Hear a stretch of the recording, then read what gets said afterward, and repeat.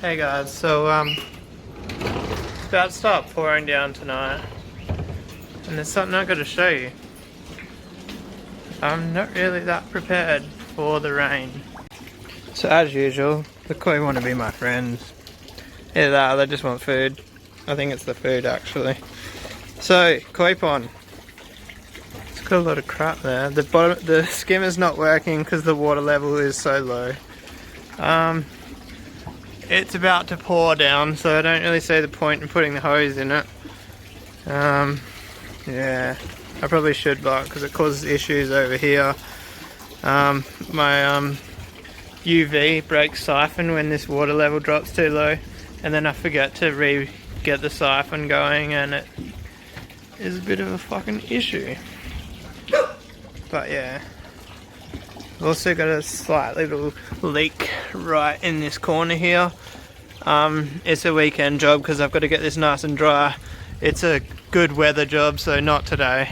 And like it's just made a huge mess, but we'll get to that. Okay, so this is behind my fish room.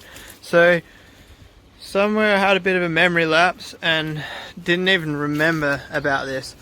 If you look in this corner of my shed, there's a whole flushing missing completely.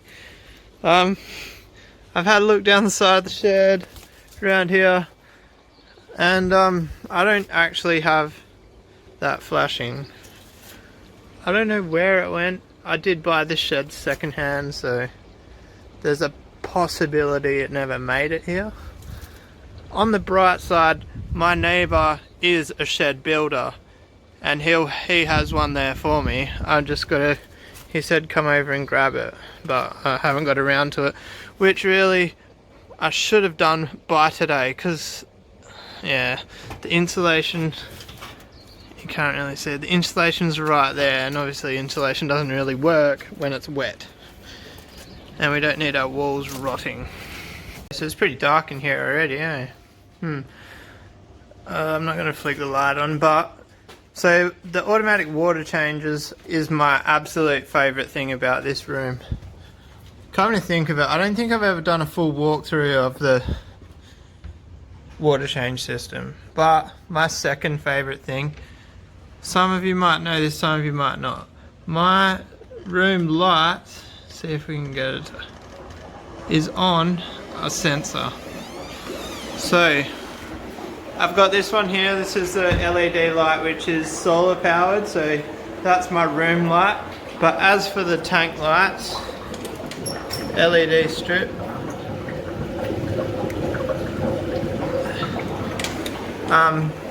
they all run on this sensor here. So that's probably my second favourite thing. I think just anything that is automatic, I seem to enjoy.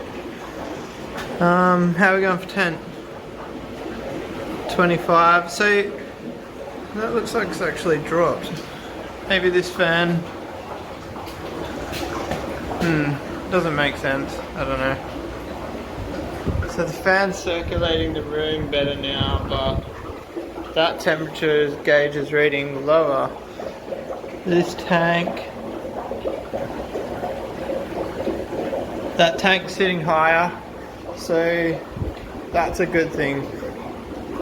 I'm guessing these tanks are warmer because this AC is working harder, because the fan is circulating more, which means it's not just this area here heating up, the whole room is heating up. I think one of the main reasons I'm actually concerned about the heater is this heater is only like a third of the size for the space. But my theory was there's no windows and the high water volume, it shouldn't have to work to the full capacity, if you know what I mean. I think it's 3.5 kilowatt heating. And really this should have a 5 kilowatt heater in it. But it's that heavily insulated. I don't think it's really an issue. So you guys requested that I talk about the fish a bit more.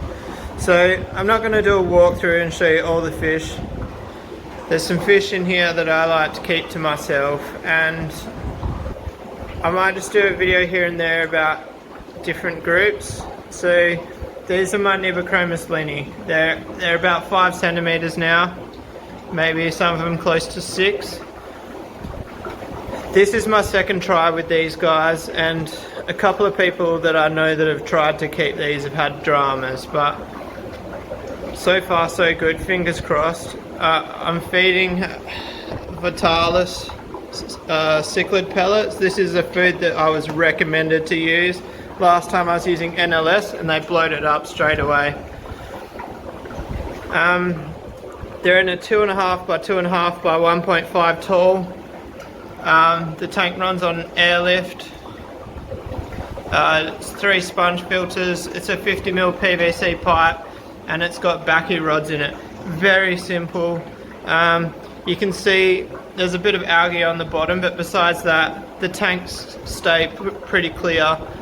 I hardly ever bottom vac, so finding a filter setup that keeps it clear on the bottom is a big one for me. Obviously with the automatic water changes, it's only overflow, so it's not essentially cleaning the tank automatically. What else do I want to say about these guys? Not much really. I think these are going to be the star of the fish room when they get bigger. They're probably going to have to move out of this 2.5 foot. It's like 220 litres, I think. I can't remember, a long time since I did the math. But yeah, they're going to become pretty big. I might put them in the 5 by 2.5. We'll see. But yeah. Hey, quick side note guys, I'm standing here doing my brine shrimp, and on my arm I can feel this draft, and then I put my hand here. This gap is that small. When you open and close the door, it actually touches, but all the way around down to the ground I can feel a draft here. So I don't know what I'll do. I might put like a clashing on the back of the door here, put like a rubber seal on it. I've actually got some rubbers for the bottom as well, which I've never put on. So comment next week and be like, have you fixed that yet? Because can't feel anything at the top. There's a door jamb on the on the other side of this. It's just as soon as I put my hand here, I can feel the dollar bills blowing into the room. Well, actually, they're going out, aren't they? Either way, this really needs to be fixed.